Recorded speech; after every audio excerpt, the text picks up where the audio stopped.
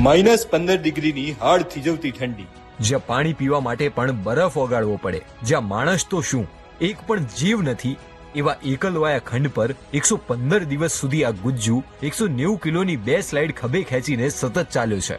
નામ છે અક્ષય નાણાવટી.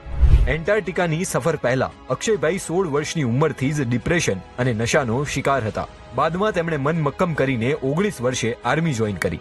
ઈરાક યુદ્ધમાંથી પાછા ફર્યા બાદ PTSDના કારણે આત્મહત્યાનો પ્રયાસ કર્યો, પણ તેનાથી આગળ વધ્યા. ધીરે ધીરે તેઓ અલ્ટ્રા મેરેથોન રનર બન્યા અને પોતાનો આત્મવિશ્વાસ પુનઃ પ્રાપ્ત કર્યો. 4 મહિનાના આ અવિશ્વસનીય એડવેન્ચર માટે અક્ષયભાઈએ 4 વર્ષ સુધી તૈયારીઓ કરી હતી.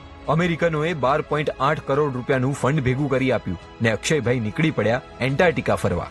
અક્ષયભાઈ કહે છે, શારીરિક તૈયારીઓ કરતા માનસિક તૈયારી વધુ અઘરી હતી. આટલા દિવસો આખો વિડિયો જોવા માટે ડાઉનલોડ કરો દિવ્ય ભાસ્કર એપ.